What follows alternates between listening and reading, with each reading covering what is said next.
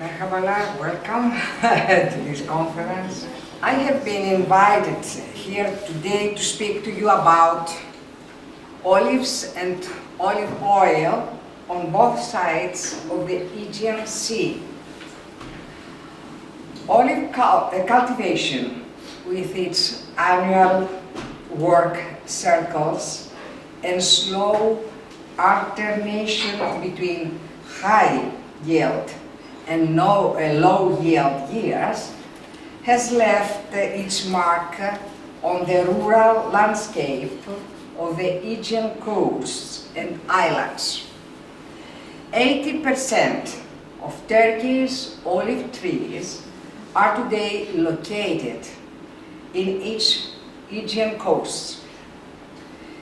Greece's olive-bearing regions extended more or less over all its coasts and islands, with the primary olive-producing areas being Crete and the Peloponnese.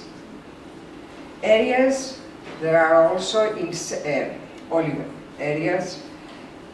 Also there is in central Greece, in Amphissa, in Volos today, and lastly, the islands in the northern Aegean Sea, that means in Mytilene, Lesbos, and Thassos, near to Kavalla. I will speak about this typical Mediterranean product as an Ottomanist, by presenting certain aspects of its history during Ottoman times. Part of my lecture, though, will be dedicated to the place held by olives and olive oil in the present day, diet of the inhabitants of both our countries, since the place hosting this event so requires. Historiography lacks a synthetic study linking cultivation, agricultural production with the processing and trading of oil in the Aegean. However, local penetrative studies and approaches stand out amongst occasional fragmentary information, highlighting the importance of olive cultivation and its role in the function of the local economies and in the regulation of human practices and relationships. The volume of the Ottoman sources on oil trade and taxation in this area is enormous, just as there is also a wealth of informations preserved in travel journals. The history of olive growing in Greece is linked with the previous period, that is, the Venetian rule. This is because the primary olive producing areas in Greece during the 19th century, Crete, the Peloponnese, and the islands of the Aegean Sea were under the Venetian occupation. And the Venetians' agricultural policy was responsible for the large amount of oil exported to the West in the 18th century from these places. The reason behind Venice's pro-oil policy in its Greek dominations was the loss of the exclusive exploitation of oil from Apulia in Italy and southern Italy due to the competition from other Italian cities. The emerging textile industry in Europe needed huge amounts of salt. Under these conditions, Venice had to increase production in the dominions where olives were grown for home consumption only. So, before the mid-16th century, a decline can be seen in viticulture in Crete, and instead olive trees became more widely grown. In less than 2 centuries, thanks to Venice's agricultural policy, Crete became covered with olive groves. We're still in the early 15th century, according to the testimony of Buondelmonti, Cristoforo Buondelmonti, there had been very few olive trees. I believe that something similar also happened in the area of Fundavetichia, that means around Mugla, Triglia, etc. Areas which up until the late Byzantine era were famous, very famous, for their wines, and at some point were observed to become covered with olive trees. And now we have big areas as a forest of olive trees. So, if in Crete, in Bithynia, in Davetikia, the olive grove succeeded the vine, the same phenomenon can also be seen in other areas, for example, in the islands of the northern Aegean, Thasos, Lesbos, and on the Asia Minor coast of Edremit, Urla, Ayvalık. According to the Ottoman tax registers I have studied, olive growing prevailed after the 17th century on the islands of Thasos and Lesbos, Mytilene, judging from the tax on oil that began to increase steadily at that time in relation to the corresponding tax on wine. Hocamız Muhabat Kutukoglu discovered in the mid-16th century a rapid increase on olive oil production in the area of Urla, compared to the first decades of the same century. We can therefore see an overall increase in olive growing on both sides of Aegean Sea. Historiography monitors the growth of the cultivation and production of this Mediterranean commodity that was based on the terms of supply and demand. The terms were dictated by the financial policy of Western states and the Ottoman Empire according to the production potential of the area of cultivation. During Venetian rule, olive oil heeded the needs of the Duchess of the most serene republic. On the Ottoman Empire, it was included in this tax system and supplied the requirements of the capital of the empire. Parameters, in the study of the history of oil and olives are specified by historiography as being the growers, the landowners, the tax with which it is charged, middlemen, traders, transporters, and means of transports, customs, duties, consumption, and use of the product. All of these constitute the overall history of the product that historiography is called upon to examine by studying various sources and naturally taking into account the contribution made by ethnology and folklore studies. The last two, ethnology and folklore, had since ancient times highlighted its numerous uses of folk healing and worship, in addition to diet and its use in food preservation, along with in archaeology and architecture that attempts to preserve buildings and crushing storage tools, etc., etc.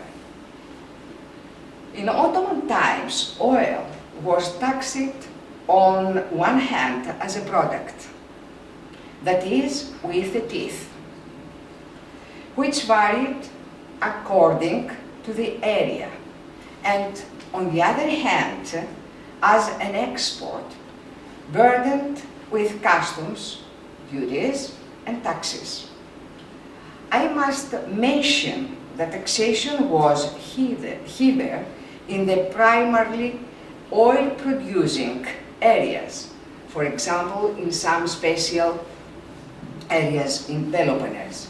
From what I have noticed while studying the sources of the Peloponnese, in the other worlds, the Supreme Porte protected the production of the poor olive grower that was for home consumption only and his own subsistence. I will give another example that proves what I just told you.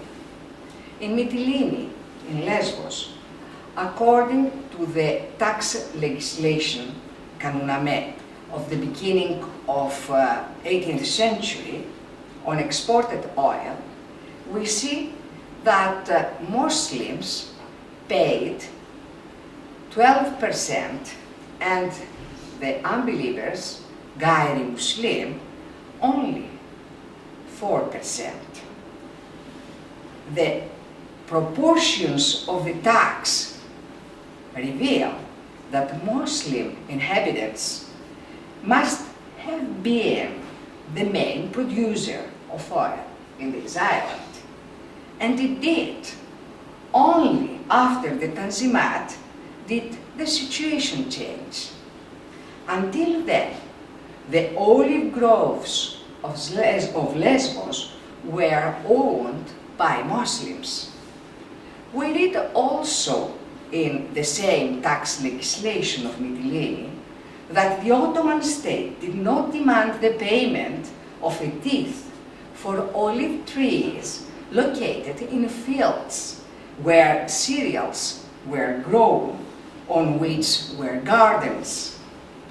They apparently did not tax scattered trees located in roadsides, etc. Their product was intended to feed the people. So this confirms the fact that non-systematic olive tree cultivation were not taxed. Let's take a look now at what was happening with the oil trade prevailing in the archipelago from the early 18th century. In 1918, the Supreme Porte freed oil exports on payment of a duty, bidat. The French traders were the first to be affected by the imposition of this duty on one of the primary products they traded in, because the Marseille absorbed all of this production for the sabun khane. The duty largely eliminated the benefits they reaped from the privileges they had been given by the capitulations. The actual fact, the motives that impelled the Ottoman central power to impose this tax was more complex. The initial intention of the Supreme Court was to limit the privileges enjoyed by French trade commerce, but its main objective was to stamp out the feudal trends constantly appearing within the empire. The local officials tried to lay claim to the revenue from the areas they ruled, taking advantage of their position by leasing the tax from their own benefit. The official who leased out tax collection is referred to in Ottoman documents as bidaeci. Initially, it was only leased to Muslim officials, but it was not long before rich Greeks wormed their way in. The leisure had to keep in mind that demand both from Istanbul and from the Christian West had to be satisfied, as well as the speculative mood of the local oil salesmen. On reaching the oil-producing regions, foreign traders had to immediately contact the leisure of the bidat duty, and in order to cleanse the deal, they usually had to pay the duty in advance, long before they took delivery of the merchandise. Towards the end of the 18th century, there was a proliferation of sultanic firmans that drew the governor's attention to illicit oil exports from the Ufak Iskele to avoid paying taxes. The issue of firmans on behalf of the Sultan, which imposed strict, very strict penalties, indicates precisely the extent of this contrabando. In the 18th and 19th centuries, the main reason for transporting and marketing oil were not so much its use in food, but rather its industrial uses as soap, hair cleaner, machine, and for lighting, machine lubricant and for lighting. Oil in the diet was customary only amongst people living in oil-producing regions, and the primary aim of oil tree cultivation was to meet households' own needs. Let's see some view for oil presses now. We know absolutely nothing about oil presses during the Ottoman occupation.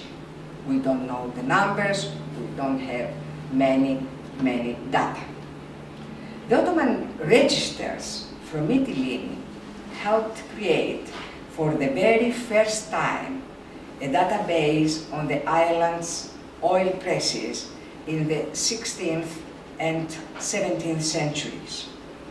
Ottoman archival material also led to 16th century oil presses in some areas of Peloponnese in Laconia, being depicted on a map for the needs of the Museum of Olive in Sparta, in Greece, because we worked very hard with a team to create two museums on olive oil in Greece, one in Sparta and one other in Mytilene. A description of an oil press, as well as the technique used to crush the olives, is provided by a travelogue, Felix, and a very famous consul in Athens of French state, Felix Bozour, who points out that the method of extracting the oil, the milestones for gridding the oils, and the presses used by the Athenians in the late 19th century were not much different from those of the ancient times. Bozour has a negative opinion of the Greeks' oil presses. He considers them primitive as they do not use all the product, leaving a twelfth at least of the oil in the sediment, and something on the supplying, on Istanbul. Supplying Istanbul, the queen of cities, with olive oil. After meeting the dietary and lighting needs of the population of the Ottoman Empire in oil-producing regions, the remaining oil was destined primarily to satisfy the needs of Istanbul, which absorbed a significant proportion of the marketable oil. However, when harvests were expected to fail or severe shortages were created in the capital, the Supreme Porte banned exports and confiscated ships carrying cargoes of oil, an action which also applied on all types of foodstuffs in times of famine. The regions that supplied the capital with salt, which was transported by sea, were Smyrna, Crete, Lesbos, Mytilene, Ayvalık, Edermit, the Mosconesia, Junda, and their other region, Urla, etc. The olive oil reaching the city had to be a good quality and clean, transparent, without sediment, and the soap clean without additives, dry. It was repeatedly stated that blended and cloudy olive oil would be sent back.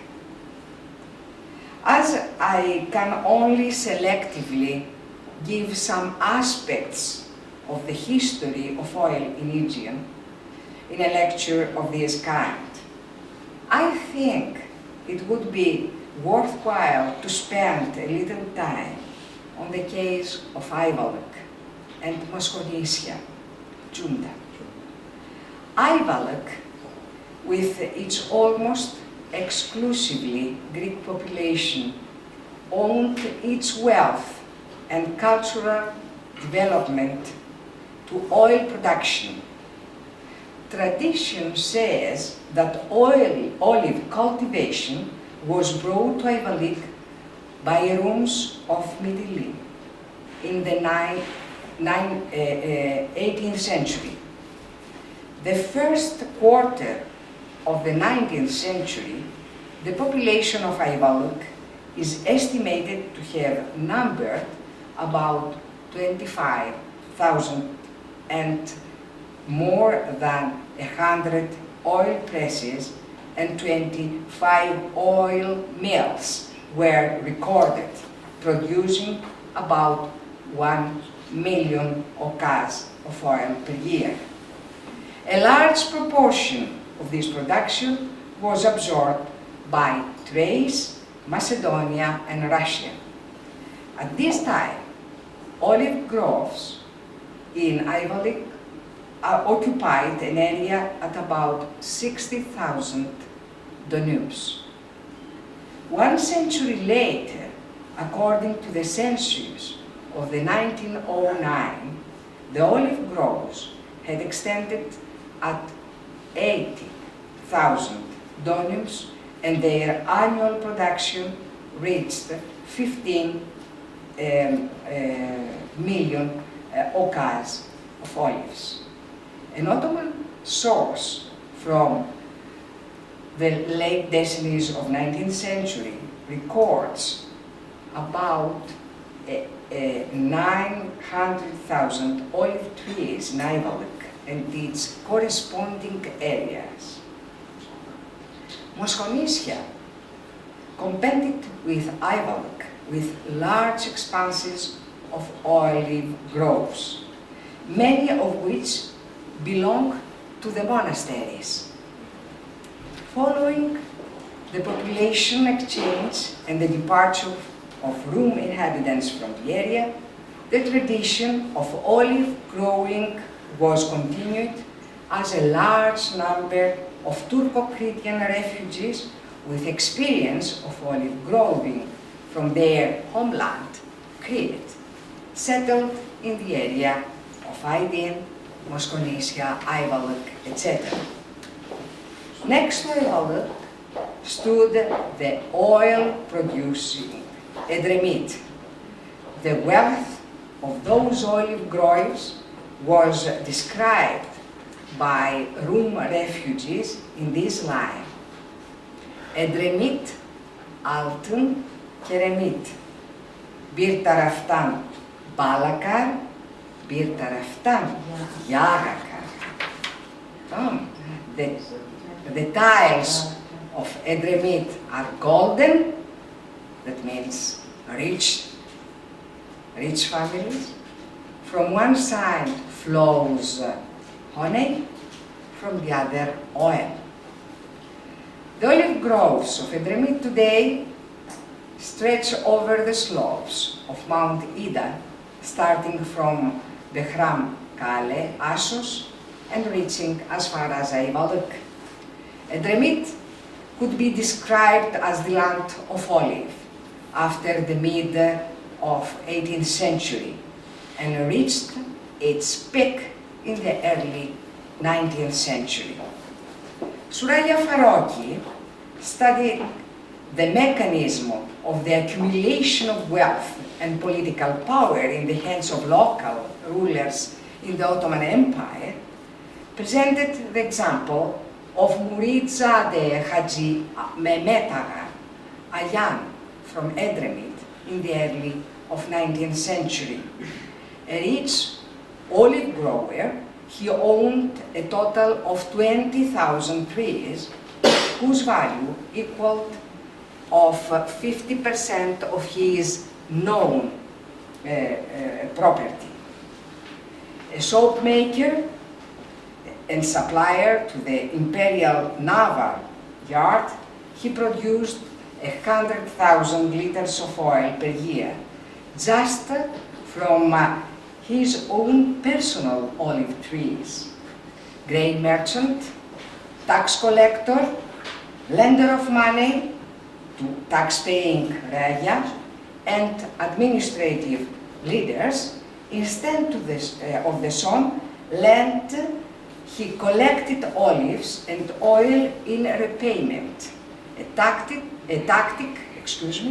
we also see systematically implemented by the corresponding leaders in the area of Syria and Palestine during the Ottoman era. All this activity of the oil industry of the eastern coasts of the Aegean that form a single functional era with Midilene became to a halt after the War of Independence and our Asia Minor catastrophe. The transfer through the Greek populations from the era of Edremit, Ayvalık to Midilene and elsewhere in Greece helped improve olive cultivation. Greece benefited from these people's expertise. And now, I don't know if we have some minute, we have, yes. Isn't it? And now, seeing as I have a little time left, I would like to devote that last few minutes to talking about the position held by the olive and olive oil in the present day diet to the inhabitants of our countries. Greece and all the coasts of Turkey, as we told, are covered by vast olive groves. It is therefore unthinkable and completely unnatural for virgin olive oil not to be used in preparing ladera, zeytinyağı, this is, and for it to be replaced more and more frequently by various tasteless and even and other liquids or margarines with the ridiculous excuse that they are lighter, therefore healthier or cheaper. Olive oil is neither heavy nor it is fattening, and it is certainly suitable for frying as long as it is not reused, which applies, of course, to all seed oils. A land literally overflowing with olive trees, as Greece, with an annual consumption of 20 kilos per capita, the largest worldwide, a cuisine based almost exclusively on olive oil, and a national ideology on which olive oil is considered one of the foundation of the cultural identity of Greek nation. Shouldn't all this lead us to the conclusion that the Greeks are the greatest connoisseur of the secret of the olive oil? Not at all. Yet, this is not so. Farmers and consumers are living under a cloud of ignorance. Farmers collect the olives and take them in the oil press harsadly. How the fruit should be collected, how it should be stored, how it should be crushed, these are all minor details. Only recently have things changed a little.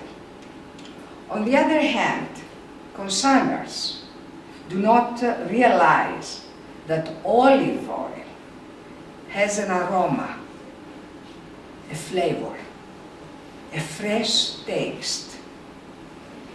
It can be either a mild or a strong taste. They believe it is a fatty substance needed for cooking and which can easily be replaced by another if cheaper one is found.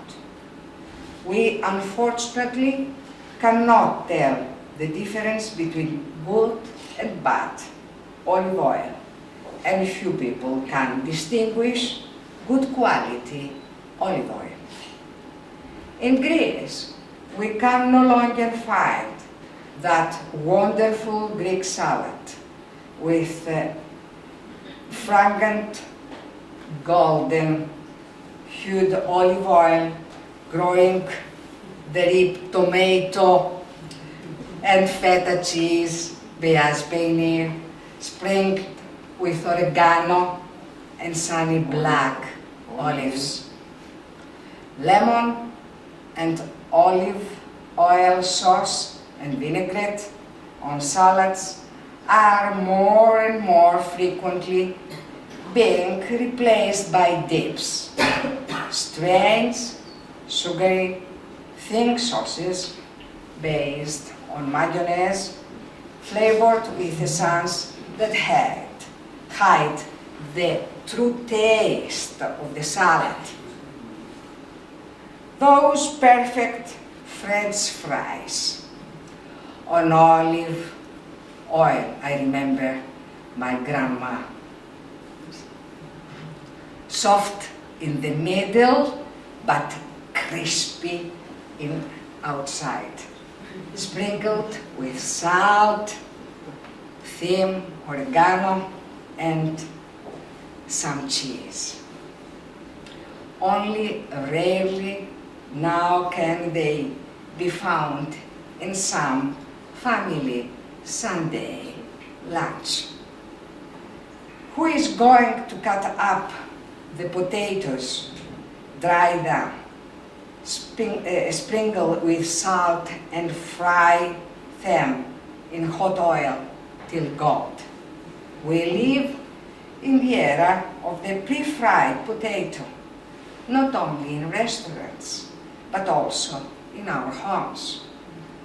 The dreadful seed oil grease used by restaurateurs and unfortunately by Greek housewives at home, and the bad frying, the deep fryers, which have replaced the incomparable, for me, frying pan, in which the so-called oil becomes short, slowly undermining the flavor and our health.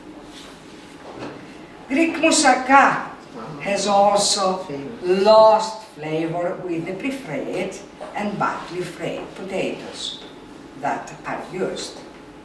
In Turkey, olive oil is used as an exotic fruit, sparing as if it were a valuable, expensive, rare commodity.